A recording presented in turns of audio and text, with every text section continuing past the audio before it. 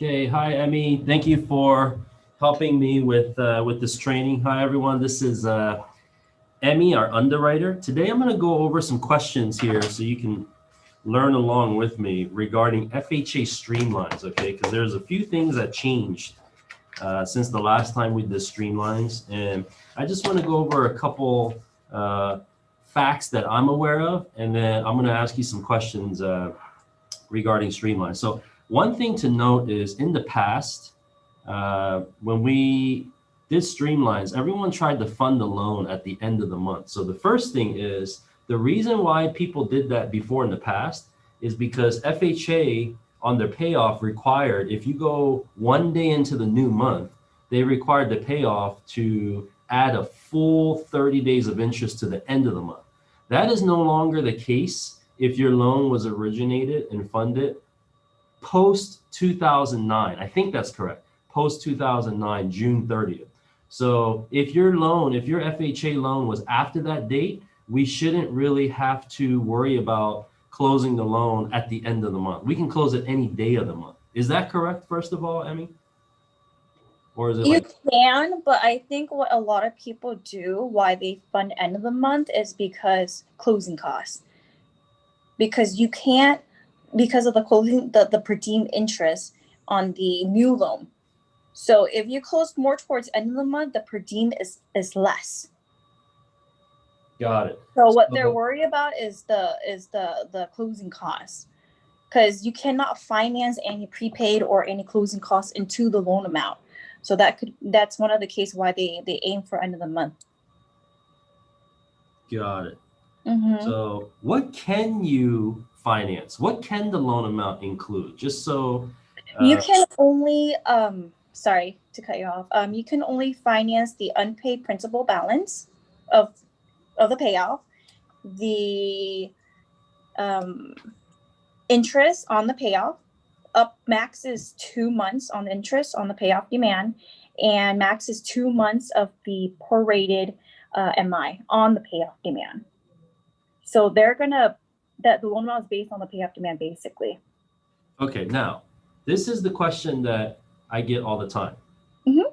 Should the borrower make the payment? For instance, let's say I started a streamline towards the middle of last month, and I got my approval at the end of last month. So last week I have my approval. Okay, today is February 2nd. I got my approval on January 31st. Obviously, my approval is based on a January payoff. Okay, so now we're into February, and I want to close midway through the month because I don't want to close a streamline at the end of the month because I already know, everyone's going to be busy. So I don't want to get stuck in that rush, that month-end rush. Okay, so if I want to close the loan at the middle of the month, which is what I'm recommending all of our partners to do, all of our borrowers to do.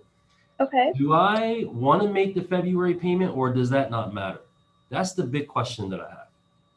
Well, I always recommend them to make the payment, but if the borrower is trying to skip a payment, skip February and have let's say February, March, April first payment, that's fine. But are you more worried about the closing costs? Yes. So let's say my goal with the borrower is to not have to provide bank statement. So the max that I want them to bring in is 1 month's payment, okay? The new payment, so that you don't have to condition me for bank statements. So if that's the goal, and I want to minimize the lender credit that I give, okay, what's the best way to set that up? Will making the payment matter, or will it not matter? It doesn't matter, because again, we're going off of the payoff demand. So even if you make the payment, we're going to have to order a new payoff, and we're going to go off of the new payoff demand. At the end of the day, they're going to think of it as we're adjusting based on the payoff demand. So at the end of the day, it's going to be the same closing costs regardless. So the closing costs will be the same, but now that we're in February, would we still need an updated payoff compared to the one we had in January? If I got an approval in January, like the second half of January, like on that FHA approval, right? Okay. Yeah, you need an updated payoff if they made the payment. No. Let's say they didn't make February payment.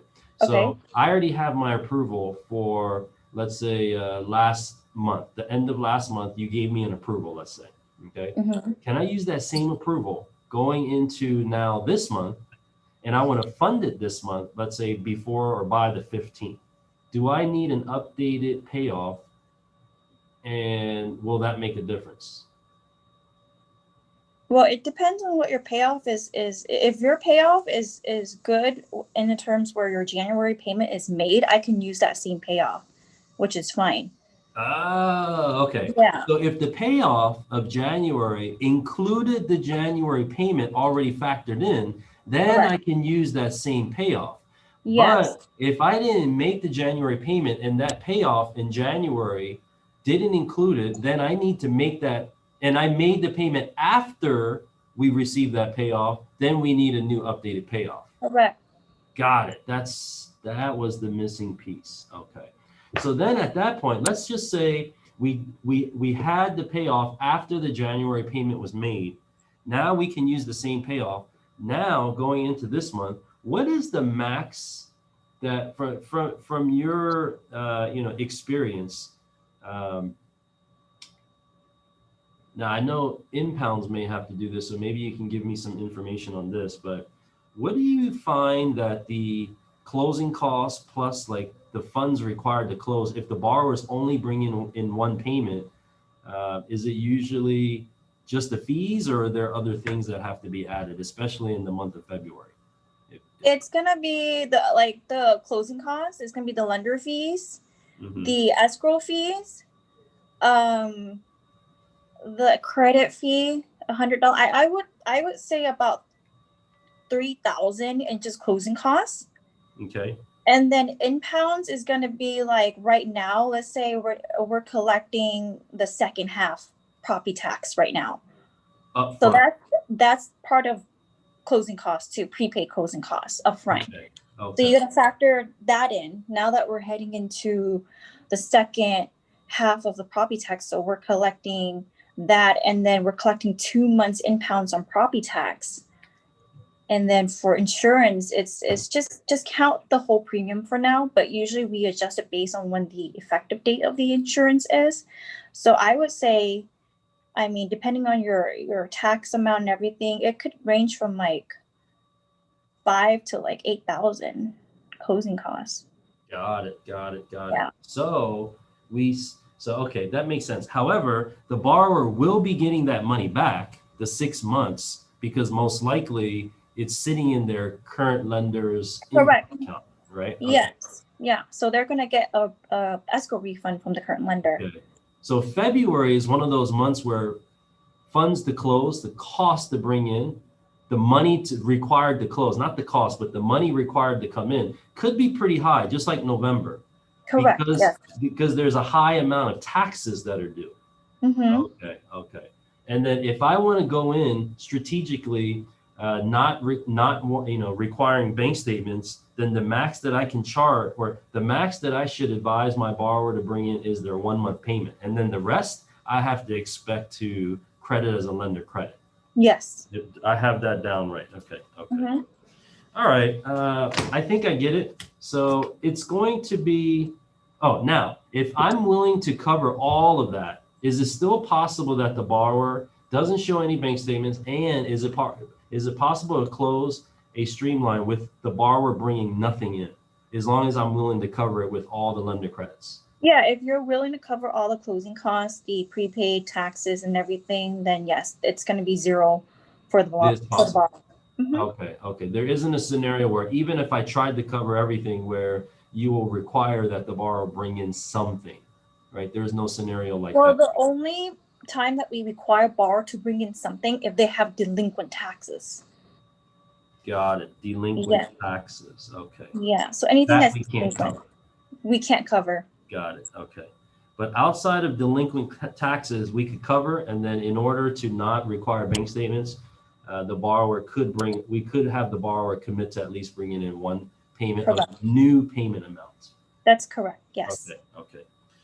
Got it. Well, I think we may need to do this again in March, because it seems like the numbers could be a little bit different because the taxes wouldn't be due, but we'll cross that bridge when we get there. Is there anything else that you suggest that you can maybe you know, think of that might be important information for Streamlines? Not really. I mean, it depends on how you sell your borrower. A lot of reps that I know, they usually sell, you know, bring in your first payment and then, you know, cover the rest. I mean, that's the easiest sell that I see. And then that you whatever that you're doing, so you can eliminate the bank statement. So that is one. Another one is that I understand why a lot of reps would prefer closing end of the month because of closing costs. They want to cover the least amount as possible, and also the taxes. I would want to wait until the second half is paid. You know, so that's less lender credit that the LO is giving out. So, I mean, it's Got it. Okay. right now is probably like the highest. Usually, November, December, and end of January, February, March is when you have to collect your first and half taxes. That's where that's the highest closing cost that you have to cover. Got it. So even March, you're saying up until Even March, part of March. because the other lender, the current lender, they're not going to pay their taxes until like the very last week when it's due, which is April 10th, I believe. That's when they're going to start making the second half. I see. So this could be the case all the way through April. Okay, that makes sense now. Yeah. All right. So you will want to wait until the other lender makes the payment, because some taxes can cost up to like $5,000 for the second half. So. All right, Emmy. Well, thank you very much for your time, and thank you for always approving our loans. You're